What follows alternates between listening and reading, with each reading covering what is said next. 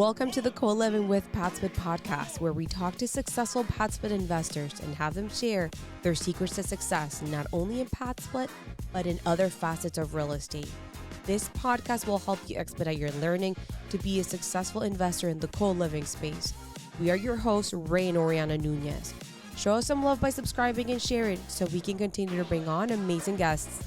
Welcome to this episode. We have Gino Ramos with us, and we are going to discuss in this episode the pivotal moment in his career that made a huge change in order for him to become the successful person that he is today.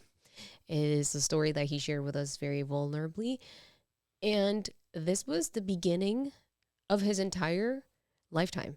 Like this was such a beautiful story.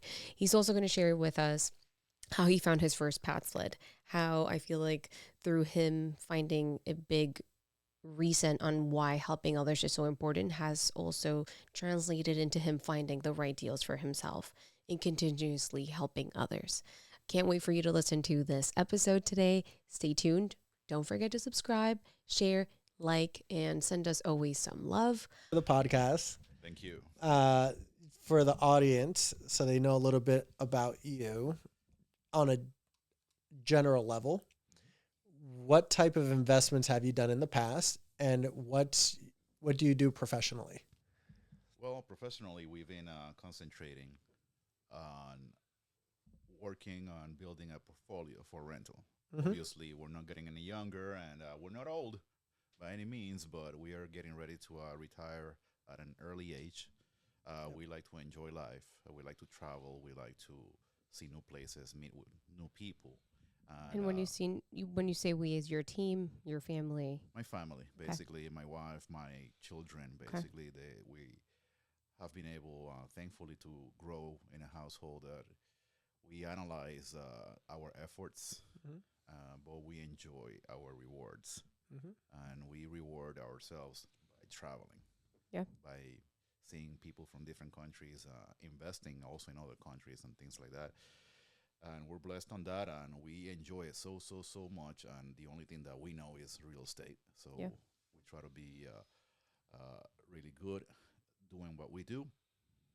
We do enjoy helping out our circle of friends, not so much family, but more special people that are involved with our family, that they also like to do their own little projects or maybe renovations, maybe even invest into a rental and things like that. And we have a very small circle of people that we help out as far as finding a home for them or maybe an investment property.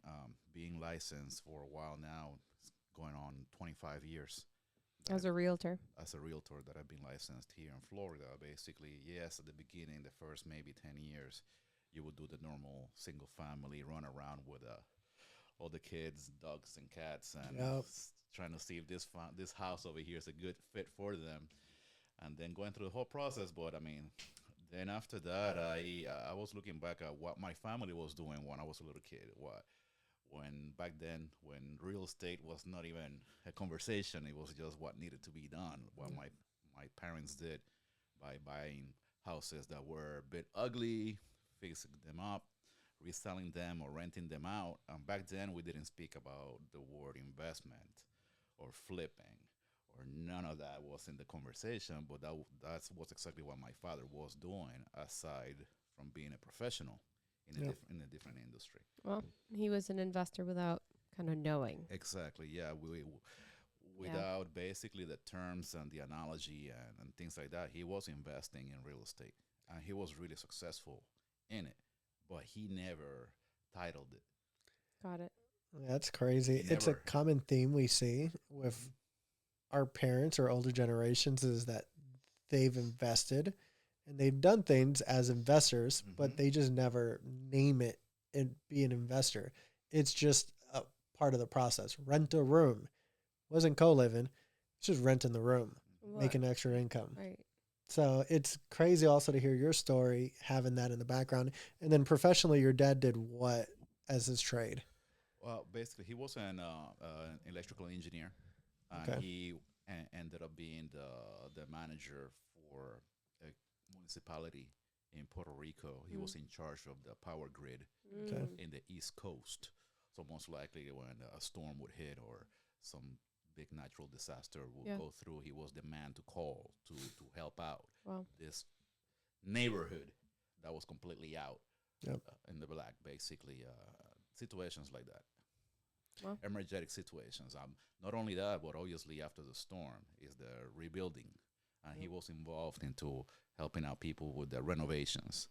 And or maybe his own properties will get damaged, and then he will have to renovate and flip them, what we call today, resell them for a better value to continue moving on in life, or helping out the family and things like that. For a business, basically, from a business point of view, he did purchase a few properties. He fixed them, kept them for rental for many years, and then sell them. He sold them, or maybe lend them to other family members or friends, or some money in exchange here and there. But it was not called investing in real estate. It was just helping. It was You more were just helping something people that needed to be done. Right. So from there, basically, obviously, sometimes all of us, we get to a point as when we're growing up that we, or at least myself, we sometimes don't want to listen to our parents, or we don't want to do exactly what they were doing because we want to be different and things like that. Of course. So yes, I did get my education. Basically, I went to college, got my business degree. I got involved into real estate, the normal real estate, and finance as well, and things like that. When suddenly I saw myself flipping houses. I'm like, Am I repeating the story? I mean, wasn't this what my dad was doing? That he told me, save a little bit of money, buy that house over there, fix it up, and you're going to sell it for a lot more money than what you paid at the beginning, and you're going to make a profit, and you're going to do it again, or maybe help out this person over here in the neighborhood that needs help, or a family member or a friend in need. And from there, you're going to get a reference, and you're going to meet other people that want to put money to buy that one over there with you. And do this. Obviously, I said, you know what? You're crazy. What are you talking about? I'm not going to do that. I know Latino You're like, kids are hold hard-headed. on. I'm like, what? I don't want to do all that stuff. So then basically you do real estate and you help out so many people to buy houses, and you buy your own houses and this and that, and you have to go to Home Depot 1,000 times a week. Yeah, it becomes second home. Buy this, contract these people, become a handyman yourself, basically, and get educated on that too, because you don't want to get screwed by a contractor and things like that. So at least you need to know what they're doing so they won't mess around with you. And you sell the house or you rent it out. I'm like, wait a minute. This sounds familiar. You're like, I've been here. I've done this before. Yeah. But you know what? No, that's not it. So I kept myself in denial. I was like, no. So by doing real estate, obviously, I did meet some of the people that were really successful as far as having more than one house. I was like, wow, that's different. You have how many houses? Oh, I got 5. I got 6. Regardless of the industry or the economy. But I did see some successful people that they said, I see that you do this, you do that. How about you take care of my houses? Because we buy houses, we renovate them. And we keep it for rental, and we have this property manager over here that he's really good, and he takes care of all our houses, but we need them to be ready for the tenants to move in. So I need you to do what you do in those houses over there, and clean them up, make them look pretty, and help me. I said, of course. I mean, but, I know what I'm doing, so I was being a little, skeptical about it because I wanted to make sure that I was going to make money. Mm-hmm. Yep. So this particular couple, they told me, Gino, if you keep our houses the way that you keep those houses over there for your friends, your family, and stuff like that, if you do that for us, we're going to pay you. I said, okay. So I put it to the test.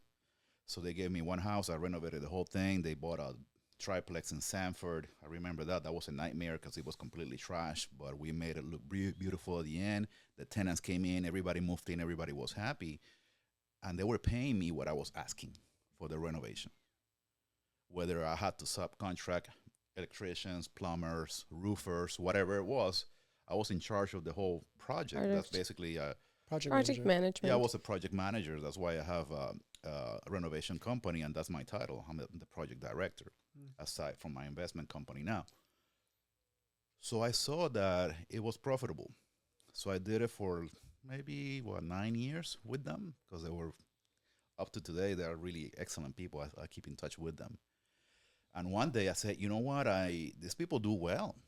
Why wouldn't I do it? And not only that, but I say, you know what? And they're really nice to me, so I should just have a conversation with them.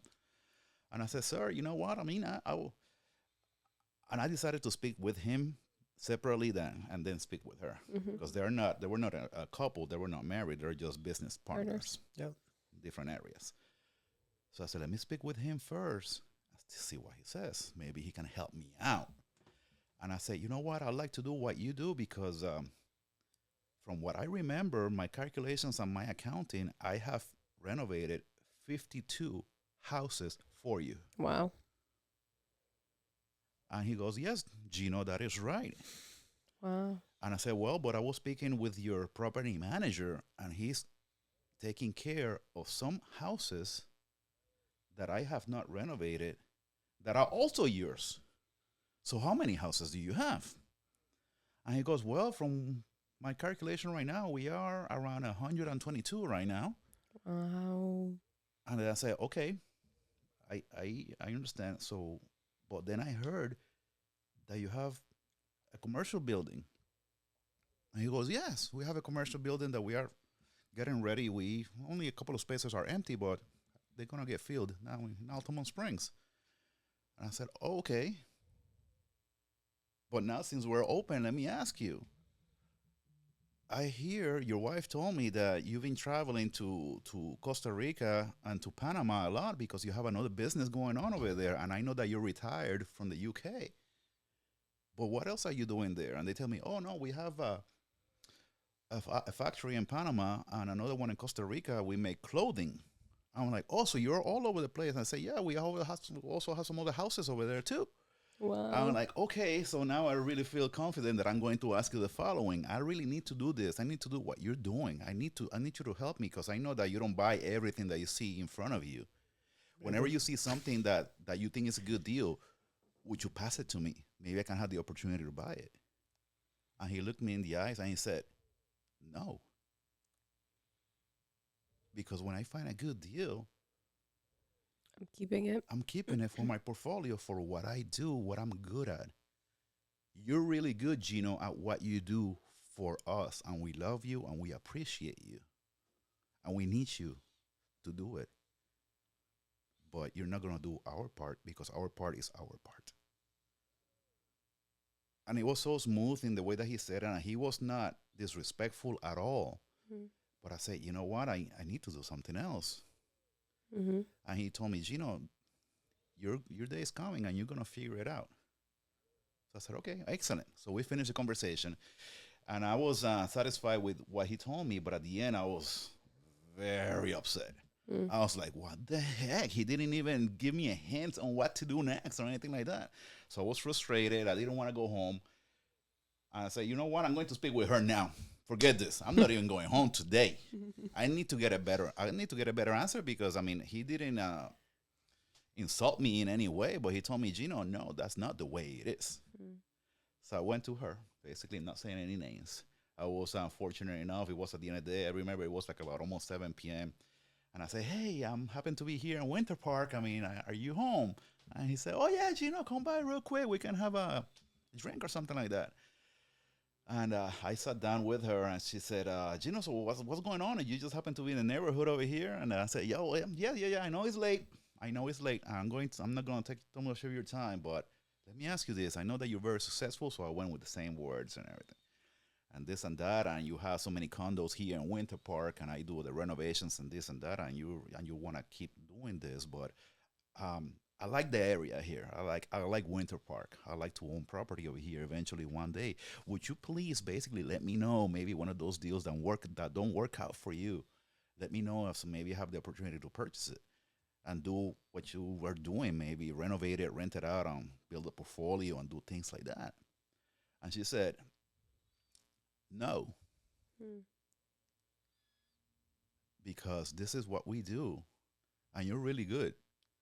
And I know they have not spoken at all because I know that for a fact, for sure. That. It sounded like they did. But, and I said, why? And they said, Gino, I am an accountant and I'm educated in what we're doing over here and we're building upon our experience and our education and you're helping me out so much that I need you to do what you do for us. And maybe eventually you can have the opportunity to do it. But whenever I see a good deal in my area, it is my deal. So you need to find your area. You need to find what's a good deal for you. So long story short, they forced me into studying the neighborhoods, into, yes, getting my real estate knowledge, applying that to myself, seeing the comparables in the area, going deeper into my real estate education. They really pushed it. Mm-hmm. They say, you could do this for us, and we're going to pay you well. But that's it. If you want to do something else, you have to jump in, go in the swimming pool and just jump and try to do it yourself and see what you find. So when I started noticing the numbers involved into the rentability and to profitability and things like that, I said, you know what, this is a good deal. I just got to go ahead and find the capital, the money. I was fortunate enough, as I was speaking with you earlier, to find some lenders that were available to do fix and flips. That's when we started. And with the first one, 13 years ago. And I was afraid because I had never done that before. I was used to doing it for somebody else with a lot of money, these other two individuals. Mm-hmm. And they did have the capital already, so that was not a concern because the money was there. But when I saw myself that I didn't have the money, I had money and a lot of knowledge and education for down payment, maybe the renovation costs and stuff like that, but I mean, not go through another mortgage aside from the other mortgage that I already had in my primary house. Right. And it was risky. It was nerve-wracking when I found someone, oh, well, yeah, I'm a lender. I can help you out. I'm like, yeah, you're Bank of where? I mean, who are you? Bank of America, who? No, nobody like that. So you're like, you don't trust people. And you're like, okay, they told me that you do this, but do you really do it? Private lender. Private lenders and things like that. I'm like, so I said, you know what? If I don't risk it, I'm not going to find out. Let me just go ahead and jump. So we did the first one. The mortgage went through. It was in the public records and everything. I'm like, oh, this is really happening. So we did another one, and I called another partner, friend of mine. His name is also Gino, like my name. I said, Gino, I'm doing this. I mean, I know for a fact, because I know that you have some money which you like to put into a house, and we buy it together here. We ended up buying a house in Winter Park, and we had all the hiccups that we could have in the renovation and things and that, but then we flipped it, and it was profitable. We were like, maybe we can keep doing this. But one thing that we found ourselves in was a situation that for every single good deal that we saw, we had to go out there and see who had the private lending, the money to acquire it. Yeah. Mm-hmm. So those 24, 48, 72 hours trying to find the money, it became really, really stressful. Mm-hmm. And up to today, most likely, yes, we have flipped plenty of houses now, but not everything is perfect. Right. Not everything is perfect, and although we are grateful and thank God that everything has started and finished according to the plans as far as the numbers, the closings, and things like that, we're still in the position of not being able to find a business partner for the financing side of the equations to be available there. It's not like you can tell me, Gino, this is a house, and these are the numbers, and it's a really good deal. Buy it. I cannot tell you yes right now. I have to do a due diligence that might take me maybe 28, 48, 58 hours. And during that time, I'm a mess because of capital resources. Mm-hmm. Yeah. Through the years, obviously, that we've been doing this, also you get to see other avenues like multifamily. You get to see short-term rental, mid-term rental. Then I get to hear about PadSplit. You're like, what is through a friend of mine. Damn. Okay, so then we're having enough with Airbnb and the other people and this and that. Now PadSplit is doing something else, and the money runs this way and this and that. And I hear this from a friend of mine, and we've been friends since we were like 10 years old. So I'm like, forget it. I'm not going to listen to you. I've never listened to you all my life. I'm going to listen to you now. It usually is like I'm gonna that. intentionally. And he goes like, why don't you just try it? Just buy a house and try it with him. And I say, you know what? Why don't you try it? Because I mean, he's got like 3 times more money than what we have. So why don't you I try? said, why don't you try? You have a lot more money and you're a lot crazier than me. So why don't you just do it? I said, no, Gino, I'm doing this project over here. Just buy a house and just pretend that you're gonna flip it, but keep it and put it on PadSplit. Just like that. I'm like, oh, come on, you're crazy. But then at that moment, I didn't have anything else going. So you spoke to Ray. Yes, through him and then Not through me. Another person. No, I'm not gonna tell you the story. I knew you before Ray, but I knew you, but I didn't know you at the same time. But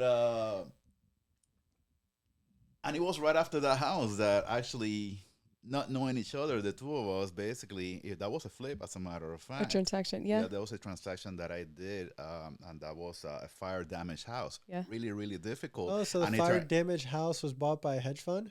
Yes. Yeah, but they don't necessarily know what was before because they're seeing just. No, but I'm connecting the dots because the first time I met Gino, the first conversation we had was about a fire damaged house. And so the other conversation we had was about you.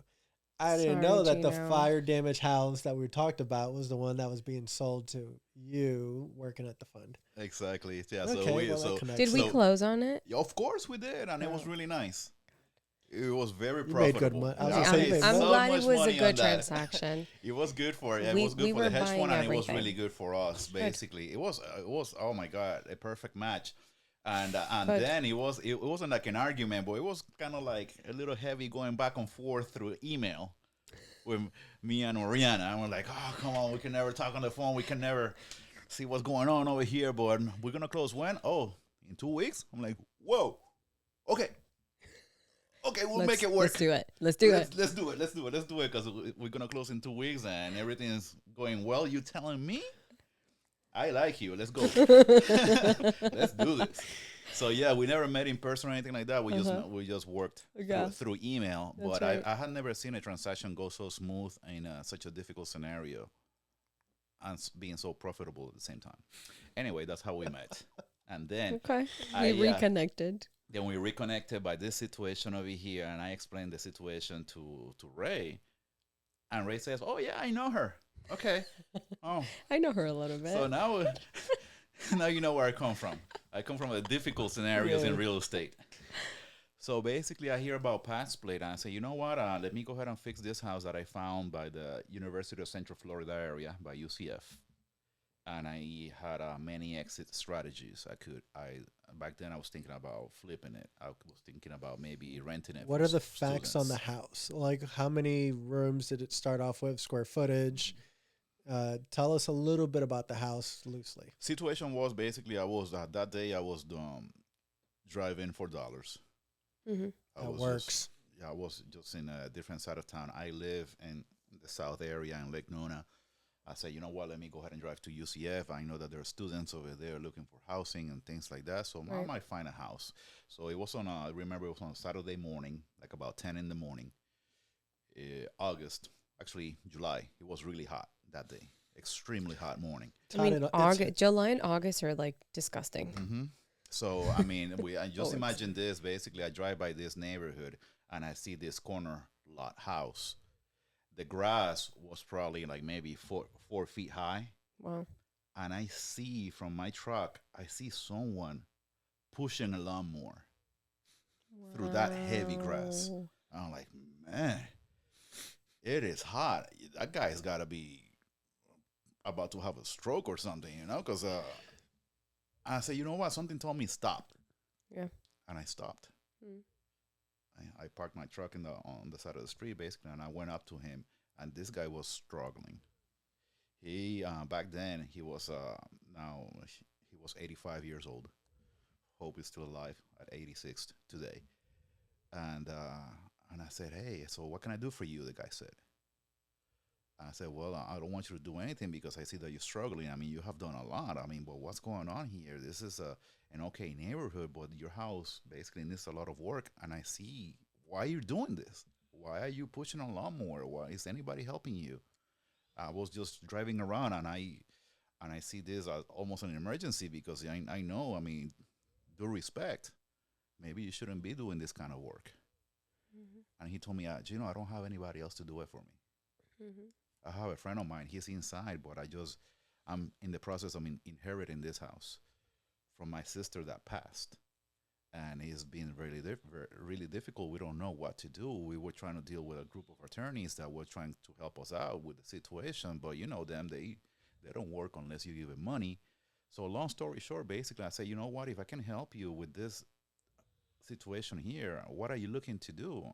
And he told me straight up, I need to get rid of this, but I see that I can, and I'm just trying to avoid getting fined by the city or by the code enforcement, because they already came by and they told us that we need to take care of the house because it's too ugly, it's too damaged, and the grass is so high, and the neighbors are complaining. And he gave me the whole entire story. I said, you know what, I'm in a position that I'm looking to do something like this and maybe invest into this type of situation, and if the numbers work out, it might be beneficial for you. And he told me, well, Gino, if you can get me this much and you're legitimate and you can show me that you're not gonna mess with my family, and everything is gonna be in writing in the public records, I'll be open to do something with you.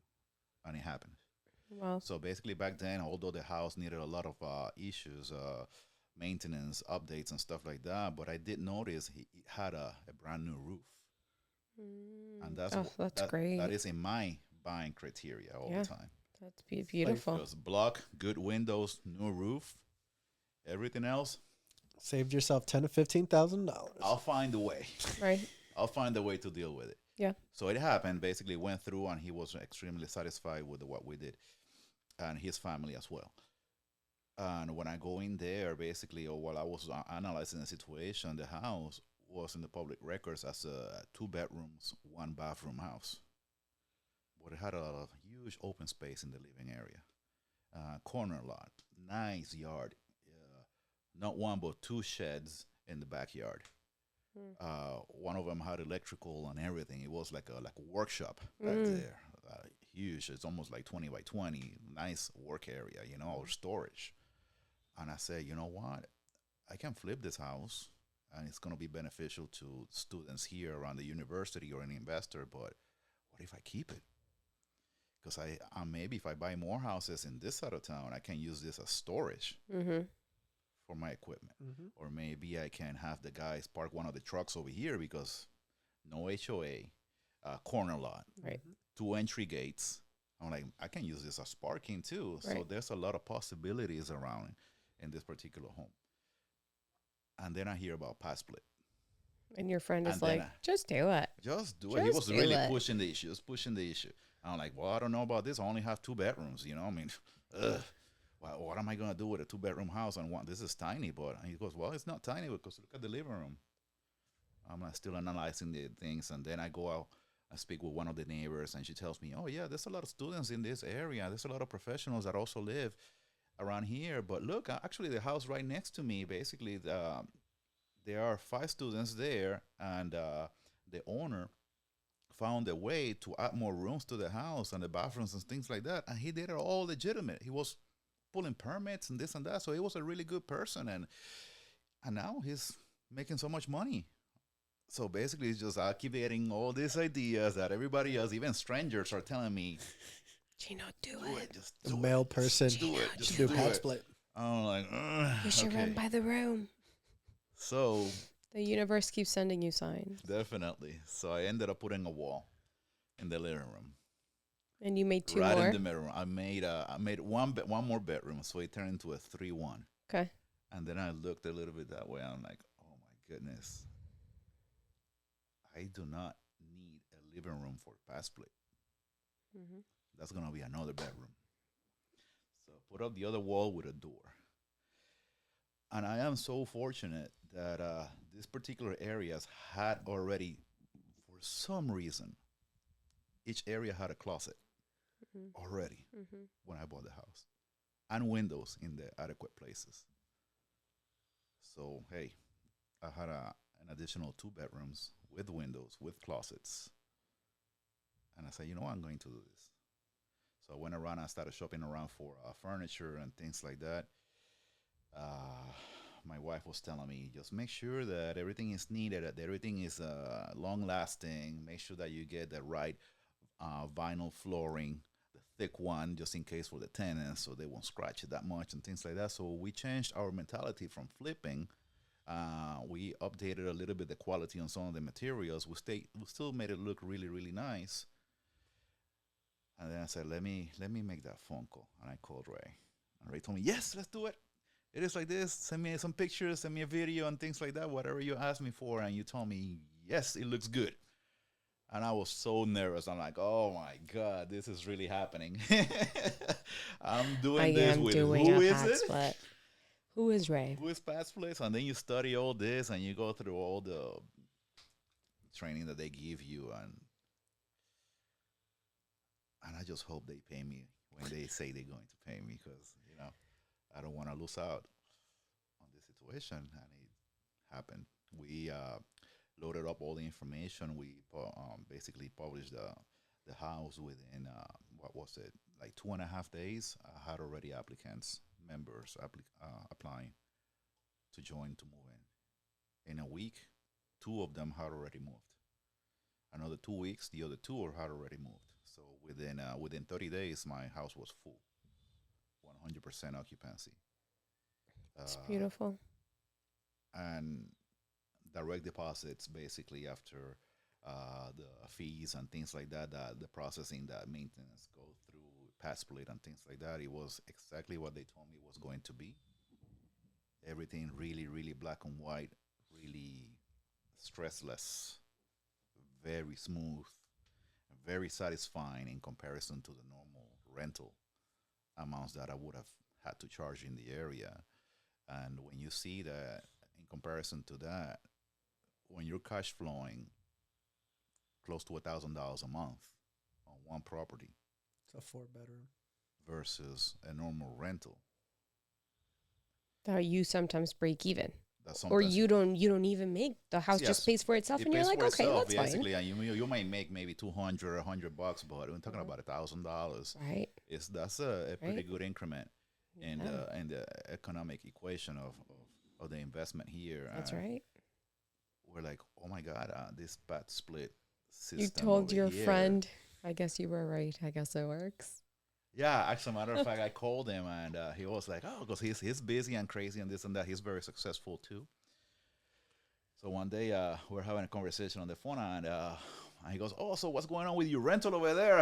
I hope you're doing well. And I said, well, I'll send you a screenshot of my direct deposit.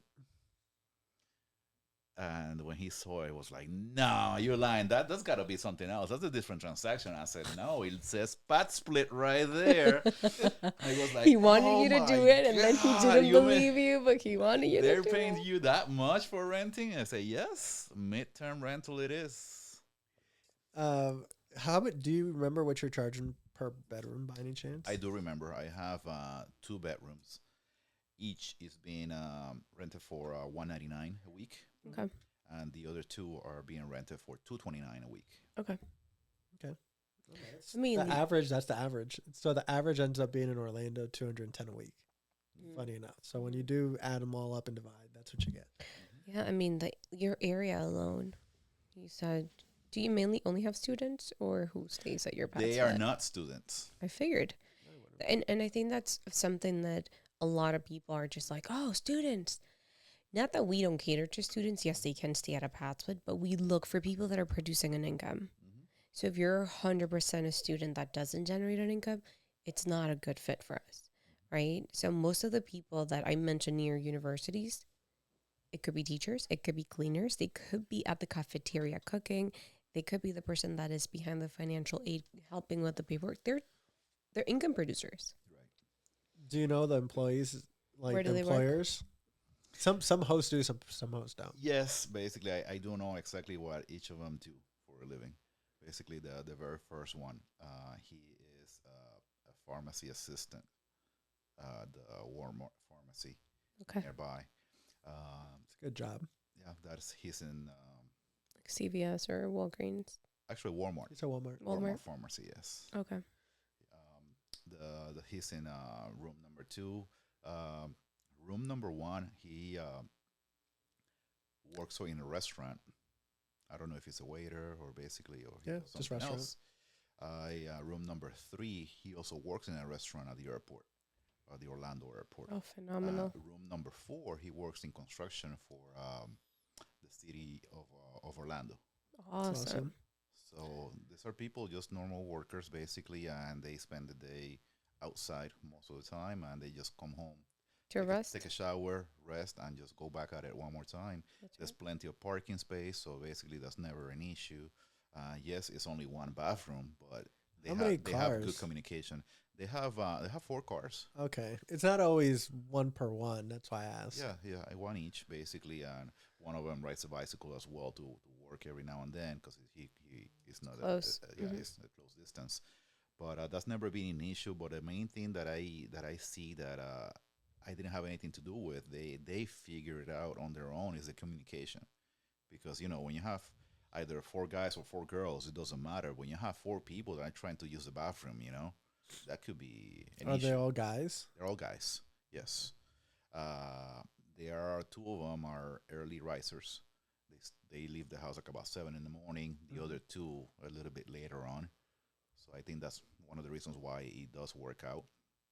And they do keep the bathroom and the living areas pretty clean. Also, the laundry room is also clean all the time. We try to get to the property between 4 to 6 weeks to do a deep cleaning in the common areas, so they can feel comfortable that we're taking care of them. Right.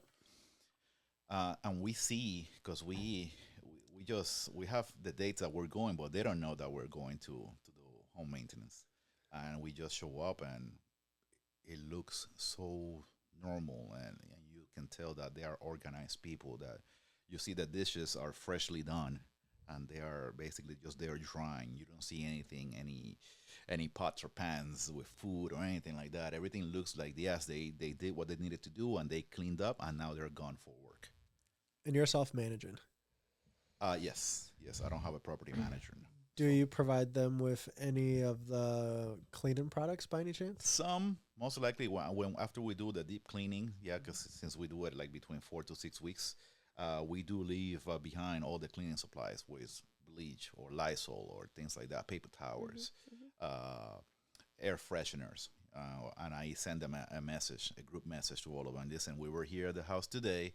We cleaned the bathroom. We changed the shower curtain, things like that for you, so it will be fresh. Those are very inexpensive items, I agree, and it makes a big difference. Yes, and it makes it smell new again, the new plastic scent. That's right. And they like it, aside from that, basically, I do have a guy that does the continuous lawn care. Awesome. And he tells me, they were home, but everything is clean. They are taking out the trash on time. They bring in the trash bins and they put them over here.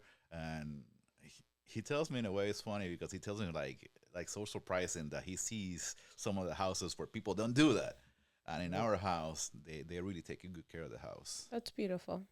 I'm glad. So I kind of want to go back a little bit on your story. So you were working for 2 very successful people, gave you the opportunity to gain tons of experience, and you kind of wanted to replicate that. Yes. But in a way, they were like, no, Gino, no. You got to earn that. And like a lesson for me from your stories, like sometimes a no opens the door for so many yeses. Because maybe you felt like, but I've done so much for you. Why wouldn't you do that for me? And they're like, well, if we do it for you that easy, you're not going to really appreciate it the way that we have to maybe work so hard for it. It's kind of how I see it, right? So maybe that pushed you to be like, no, I need to do that. And if they're not going to give it to me, I'm going to go and get it. I think that sometimes you don't catch yourself needing to take an extra step. I think that sometimes we believe that we have done enough, right? That we have earned the next step. Yeah. That we should just receive it. And it's not like that. Sometimes we really have to make that extra push. And just, if you want to go to the next step, you have to push yourself to the next step. Right. Nobody's going to do it for you but yourself. Exactly, yes. And these 2 individuals, they told me, listen, you have to go to the next step. You have to scale. You have to do it. You have to do it. We're not going to do it for you. Mm-hmm. It's a hard pill to swallow in that moment. And again, because you're like, but I've done so much. Like, why would you say no? But it's not saying no. It's the lesson of like, we want to help you, but you need to work through it. And then we are there to help. And like I said at the beginning, also, up to today, those two individuals, they are there for me. We have conversations. We talk about real estate, and we didn't break the relationship at all. If anything, I mean, we're stronger today. Right. I don't do any more renovations for them now. Right. Now I know people that do that type of work, and they do, and I forward them to do what they need to do. But they have never either told me anywhere along the lines, well, remember that day I told you so, or anything like that. Bring that up.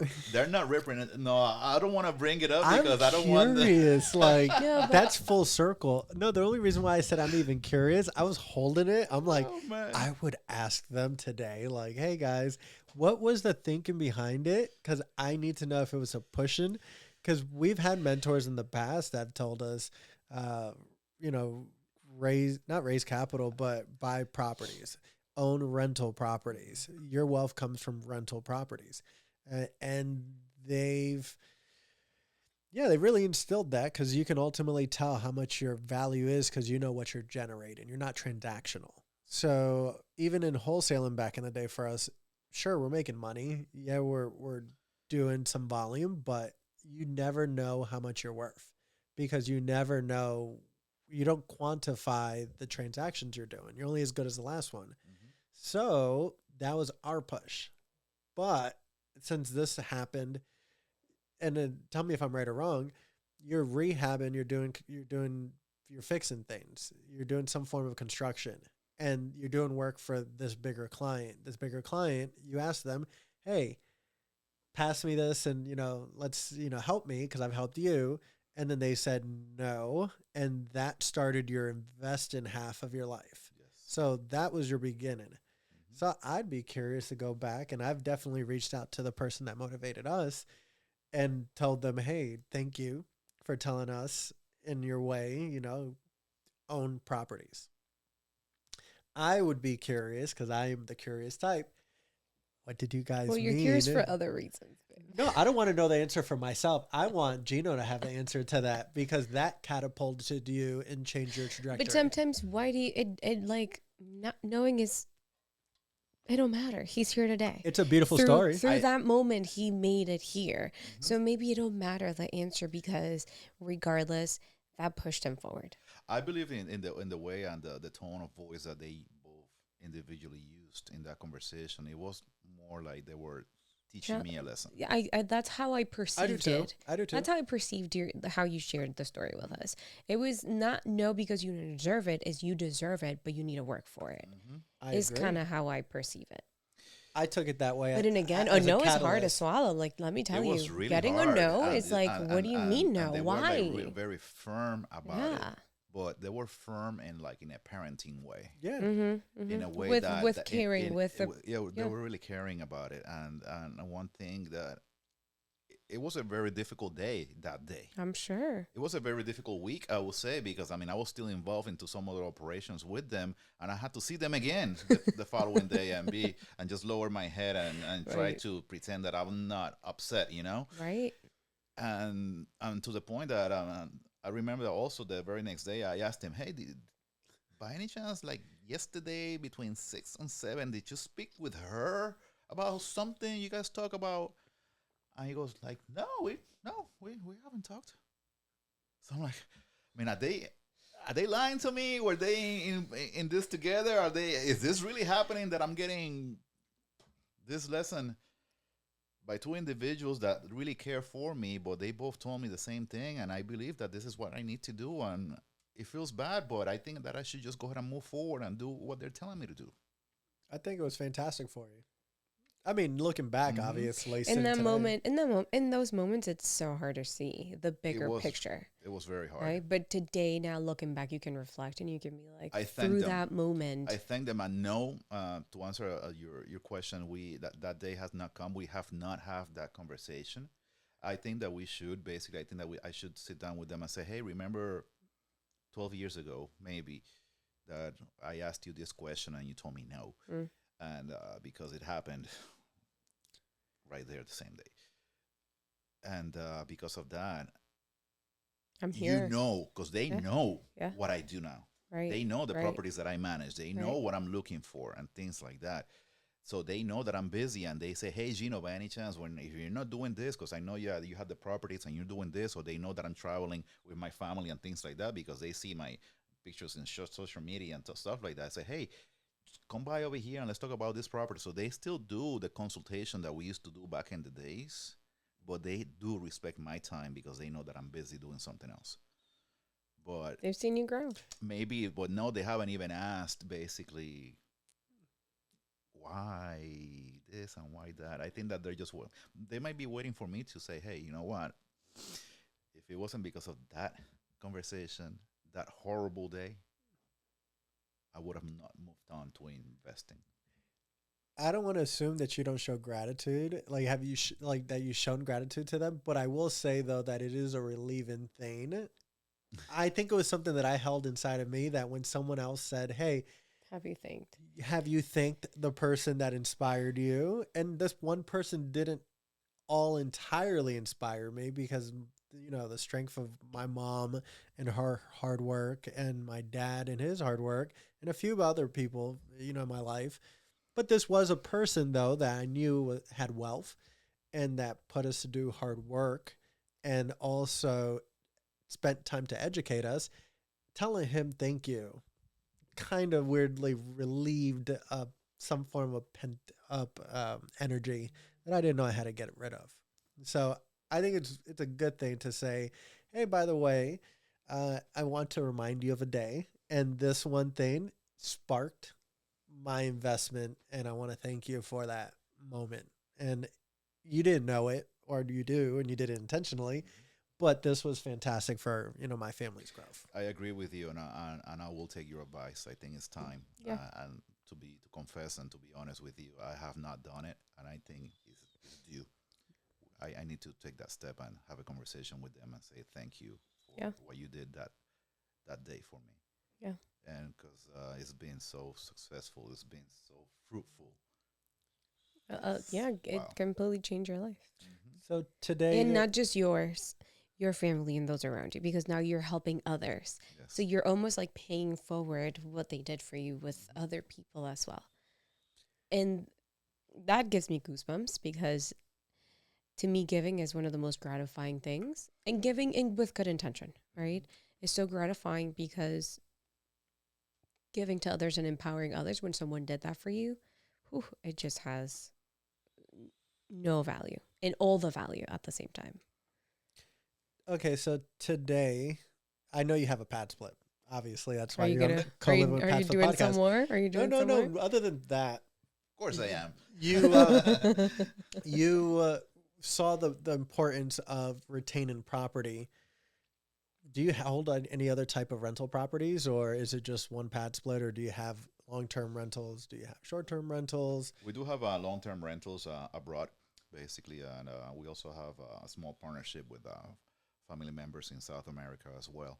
And we tried to invest, and we're still investing in Costa Rica and Panama, possibly in the short future. What is that, short-term rentals? For short-term vacation? rental, yes. Basically, in Puerto Rico, we have a few properties that we own outright. So it's all in the process. But basically, if we were to concentrate coming back home here and investing in comparison to short-term or normal rental, that's, for me at this point, is completely out of the equation. It's going to be midterm. It's going to be PadSplit. Our next investment, because we have seen the numbers. It's one thing that when they tell you, oh, well, they pay weekly, and basically then you get this at the beginning of next month and things like that, and you have all these ideas that supposedly work out, and then but when you start seeing the results in your business bank account, that you have everything coming in and everything working out the way that PadSplit was explained to you a year ago, then you're like, you know what, I'm ready for more, because I believe in systems. Mm-hmm. I'm a systems person, but I have to see the system work. Right. Yeah. Because you can tell me, yes, it works this way, but that's just not enough for me. I have to see it. I have to make sure that the chain goes around, you know? Of course. I just want to make sure that it goes around, that it's not just a chain and that's it. So that's it. We're ready. We are actually actively looking for another property for PadSplit, maybe a duplex, maybe triplex and things like that. Plenty of parking, so we can accommodate all the situations needed for the system to keep working. I think it's an excellent idea. I do speak really well about it with my friends and explain to them, listen, I mean, you don't have to do anymore the normal rental. We have to focus what we've been talking about all this year, which is affordable housing. There's a lot of people out there. There's a lot of good people out there that need affordable housing. This is a way for them to save the money or maybe not stress so much about spending so much in rent with the rental rates that we have right now. So we try to educate people into, listen, I mean, this is another avenue. And look, the system is working. I mean, I'm not just saying it as a joke. Like my friend was telling me at the beginning, jump in, jump in, jump in. Now we can actually show, hey, jump in. In that area, this neighborhood, it works out. The type of jobs and the industry here, jump in because it makes sense. Right. So we analyze it. We go more into the deal analyzer to see if PadSplit is a fit for that type of property, and if it is, hey, let's go ahead and do it. Yes, I want to go into multifamily. Yes, I want to go into some other areas and things like that. But yeah, we're here today to speak about PadSplit, and it is a good thing. I think it's a really proven system, and I enjoy proven systems. I love it. So excited. So exciting. Obviously we do it ourselves, you know that. Yes, I do. So right? Was I supposed to say that? Yeah, you can. So we can prove it too. And the biggest reason why we want to bring our host, our friends, our guests to the podcast is so they can also hear it from other people that are doing it themselves and are positively finding results in both ways, financially and helping the community. So we're happy that you're here with us and you took the leap of faith and you tried it. I think that this is necessary because we have to share opinions. We have to see what we're struggling with. We have to see, talk about our doubts. We have to learn a little bit more every single day. Maybe there's a strategy that really works out for me in an area, but there's another strategy that might come from you. Right. That's really great as well. And I had not thought of it. And those are things that we have to discover basically. And I believe that if we do this, we mingle, we exchange ideas, we can go ahead and keep growing in a way that it will be successful not only for us as investors, but also for the future members and tenants that we will have, just to give them more choices or better choices. I have 2 questions, but I'll ask them one after another. Yeah. If you were to look back at your process of becoming a host, what advice would you tell a person, whether it's on acquisitions, whether it's what characteristics or changes in the rehab that you would have done? You were limited in space, so I know you could have only have gotten 4-1 out of that. But now looking back at your process and looking back at what you learned, what advice for someone new could you pass forward? That's the first question. I'll say for someone new, most likely, because I mean, obviously, when you acquire the property, yes, you want to make sure that it's a good deal. Yes, you're going to go through some renovation and things like that. You want to make it look pretty, either for this or for a different exit. But I will say when you are concentrating into a system like PadSplit, we need to have good members. So therefore, there's got to be growth in the area. A good deal, yes, it could be a good deal in a rural, vacant, not as busy area, but it might not be a good fit for PadSplit because PadSplit is just basically for members that are busy working, members that are there to pay what they need to pay per month, and you need to have jobs, and you need to have an environment for them as well. So it's not only for you to make a good money on a flip or maybe on a renovation. You have to think about what's in it for the person that's going to live in that house. So yes, it's got to be an area that is developing. We need to have maybe schools nearby, a hospital, a shopping center, restaurants, and things like that. Make sure that you do have that in the area when you're about to make that investment. Therefore, the people that are going to live in the house are going to be able to have jobs Yep. to pay for what you need. Yep. I think that will be the main thing. And something secondary is all the other aspects of the co-living that the property needs, like adequate parking. Just think about maybe if you in your own house, if you're trying to go somewhere, and in your driveway there's another three cars parked behind you. I mean, how are you going to feel? Yep. Are you going to be a little bit upset that morning, right? So make sure that that doesn't happen to them. Make sure that the parking is open. Make sure that you have maybe a different area where they can park their cars. Make sure that the exterior of the house is clean. And you like to come home to a clean house. So all the common areas, they need to be handled in a way that they are going to be there. They're going to call it home. They're going to go to work, come back and say, you know what, I like it here. I'm going to go ahead and keep paying what I'm paying. And the system works. So I'll say just make sure that you set up the property in a way as if you were going to live there. Right. And it should work, just that. Do you and this isn't the second question, I developed the third question, my apologies. Do you attribute the success, because you have 4 rooms again, repeat. Uh-huh. Your people have been there for the greater part of since you've onboarded. Yes. Has anyone moved out? Yes. Just one? No, 2 individuals had to move, and it was simply because of employment situations. They had a better opportunity that was a little bit further away, so they wanted to move closer to their new jobs. Makes sense. That's it. I was expecting. 2 people have been there since the beginning. Oh, yes, full time. Yes, all the time. And then 2 more people filled out the place afterwards. Yes. And have not moved out. No, they haven't moved out. And like I say, it's all about communication. I know that they have to basically see this environment where you're sharing, when you are sharing spaces, sharing the living area, sharing the laundry room and things like that. But if they get to see that you did a really good renovation, that the common areas are clean and well maintained, and you get to catch that same mentality about them when you meet them, when you interview them, it's a match. Mm-hmm. It's a match. So you have a certain expectation that things are going to work out, versus, oh my God, are they going to keep the house clean?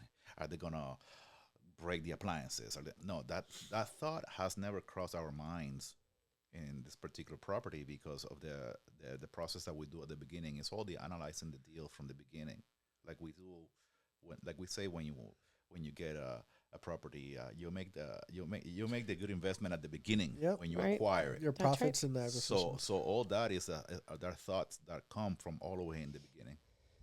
The money is made on the acquisition. Yes. Always. Always. Do you always. attribute And the what was the third tenure? question? No, that wasn't the question. The tenure. Oh. So the question is, what do you attribute the longer tenure in your property? Is it that there's less rooms potentially? They're not bigger rooms. I remember them. They're not huge rooms. They're not like this room. It's smaller than this, but what do you attribute longer tenure to, and happier members? The rehab, or what specifically? In my opinion, is the Yeah, rehab. just your opinion. Is the rehab. Okay. Because you can have a property and you can do a crappy renovation. You can Yeah. you cannot just go ahead and paint it and change the carpet and call it fabulous. No. The room needs to be a friendly room, even for yourself. As I was telling you earlier, basically, if you picture yourself having a closet, obviously you just don't have a space. You need to have shelves. You need to have the electrical plugs at the right location for a television. Mm-hmm. You need to have lighting, which is maybe a table lamp or a ceiling light fixture. It will be nice to have a ceiling fan too, because sometimes, depending on how we behave, things like that, things that you might need, they will need. So you need to bring all that in. So you're thoughtful. You need to have colors that go one with the other. You have to make it look good. I always have this joke. I don't care if it works, but it's got to look good. Mm-hmm. Well, that's only a joke in our renovations. Everything that we do works really nicely. However, I have my really good partner, my wife. She's a really good designer. So she's the one that tells me, Gino, that color doesn't go with that.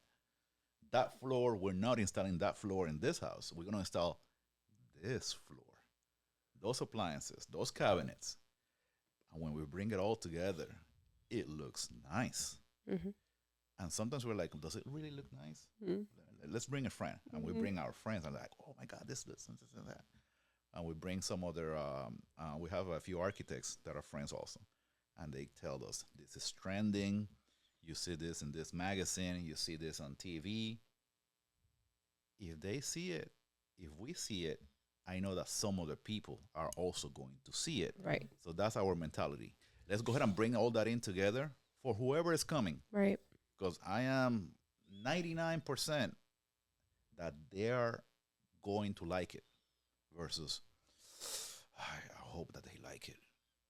We don't like those thoughts. Yeah. Mm-hmm. So if we are 99% sure that the property is nice, most likely whoever comes in, It's going to feel the same way. yeah, it's going to feel the same way. And And- then, sorry. No, go for it. No, I was going to ask the third question unless you wanted to expand on it. No, I was just going to say that comes also from your extensive knowledge on flipping so much and doing so many renovations. You're able to bring all that and practice it now also into the rental side and still doing efficiently and, effectively. But all that knowledge that you have acquired, now you're applying it also here, which is awesome. We don't have that. But we have good taste, so. Yeah, we have good taste, impeccable taste. And I'd say the third question would be that what are you looking for now in a PadSplit moving forward based off of what you've learned? Like, what would you change? Would it still be a 4-bedroom? Are you looking for more bedrooms? Are you looking for specific areas? Like, what's your buy box when someone sends you a property? The criteria will continue to be the same for PadSplit. Like I said at the beginning, most likely, if it is an area that is upcoming, that you see some development in the area, that I see opportunity for work, that's one of the main criteria. In terms of size, yes, it will be nice to have find a 4-bedroom that I can turn into a 6-bedroom Mm-hmm. Yeah. because I know how to do it now, Mm-hmm. or a 5-bedroom that I can turn into a 7 or 8-bedroom. I still have to deal with accommodating maybe another bathroom or something like that to make it more friendly for whoever's moving in. But yeah, that's a good vision, and I believe that thankfully we see some good deals coming our way in our emails and things like that.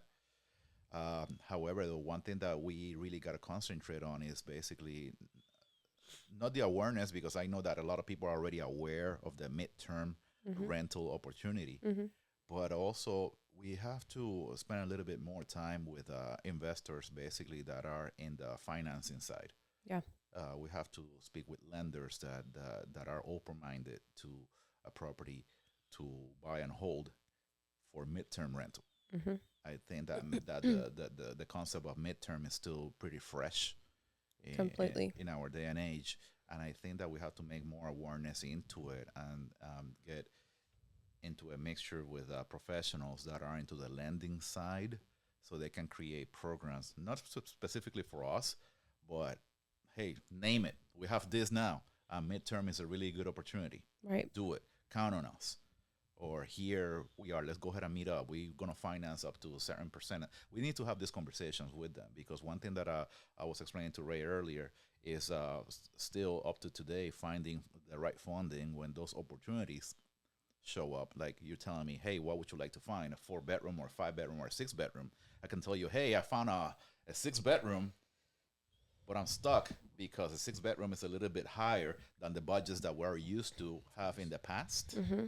And now we need an investor to come in as a lender, and we need to decide today. Right. And if that person or that entity is not here, we lose out. And it's another sad day because we could not make it. We could not bring it together. So I believe that one thing that I'm looking for my next PadSplits projects is to have a better relationship with lenders that are available. Do you know you're lucky? Because we have those relationships. We have a couple of those that we can connect you with that understand PadSplit, that own their own PadSplits as well. See, so And that's a big game changer. When you have a person that is offering a product, but they can speak it also because they own it. That to me is a significant different in a conversation. See, if I was going to have this conversation maybe a year ago, we'll be just wondering, okay, who are we going to talk to about this house that we just found? We need to buy it, but we don't know who to talk to. Right. And I appreciate that because it's gonna make the relationship grow. Yeah. The products have changed since a year ago. And even the options 2 that years were ago. available a year ago, or even less than a year ago, have changed. So, I mean, as this concept of co-living keeps obviously pushing forward and PadSplit's pushing forward on the agenda, there's going to be vendors that see the opportunity and clearly present options for that. I think with on the long-term debt, we have solutions that we can definitely recommend.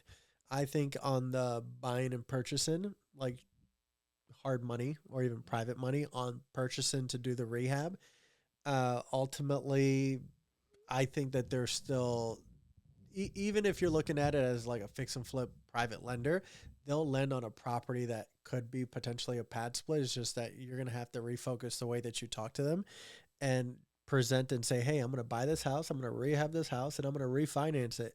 And when I refinance it, they don't need to know it's going to be a PadSplit ultimately, and they'll still lend on the project because it's still a project that you're purchasing and that needs rehab, and there's equity in place to be able to get your money out of that deal.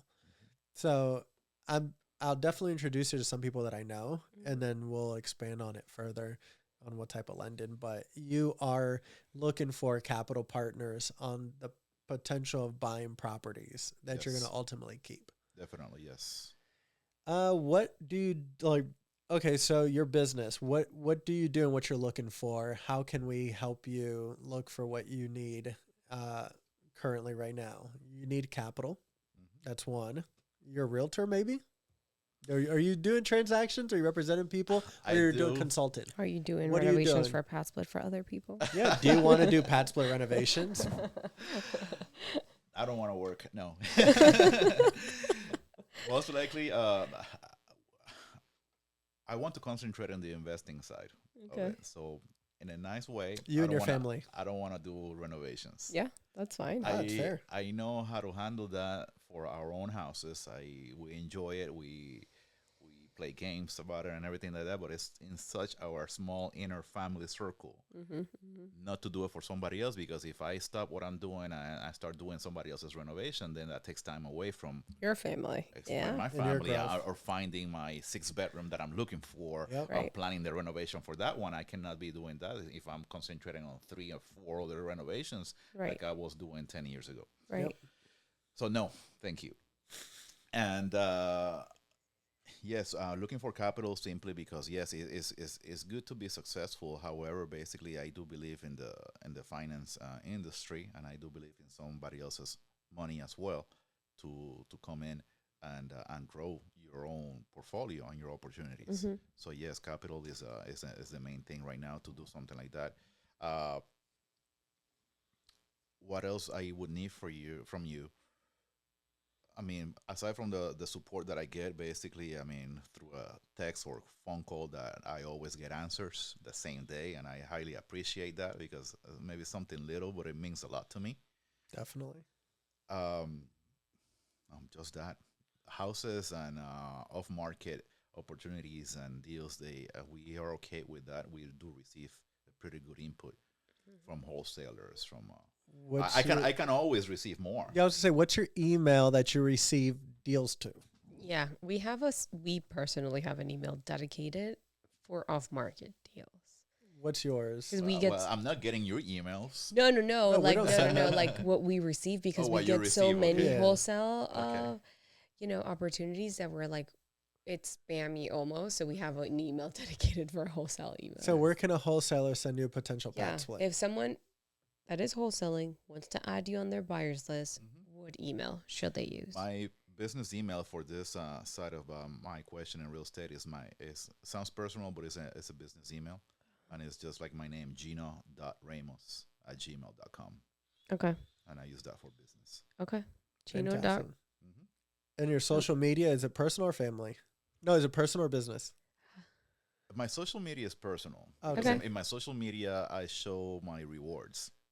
Yeah. From our work, most likely. Vale. A lot of people Speaking about that, most likely, and we were talking about social media and branding yourself earlier. No, I don't do it in a way to grow my business, but a lot of business people that I know, they see my social media and they ask me, Gino, what's going on? What are you doing, Gino? What are you doing? Reverse You're marketing. doing good. Because not only that, but sometimes, as I was telling you earlier, we are investing also abroad in other areas and other countries. When they see basically that I have a short video or maybe a picture with a real estate broker in New York, or we are looking at some apartments in Paris, or maybe we're looking at maybe an Airbnb in Santorini, what am I doing? or basically, or not too long ago we're looking at Mykonos in Greece, and we see basically how it moves over there and what people pay and the flow of it. Maybe overlooking the mountains in Colombia or in Puerto Rico. Things that really move you, and you see the income that they're making and things like that. That is a nice real estate investing conversation. And people ask me, is that what you're doing? Are you investing in other places? And I say, yeah, absolutely. If we see potential of it, and meanwhile, we're helping by having a cleaning crew, by having someone managing the property, by having someone pick up the guests from the airport, and providing that service, making money from that service, and also providing for those people, why not? Right. It's like a chain reaction. Of helping people. Creating jobs. Yeah, employment, others. Whether it is on a part-time basis, on a per-case situation, we're still providing income for them, and we're making money off of it too. And the system is working. We're talking about system. I need to make sure that if you go into this property to overlook the mountains, that you have a really good experience getting there. That's part of it. That's part of the business. Because I know that after that, I'm going to get a deposit in my business account. So why don't we just make it work?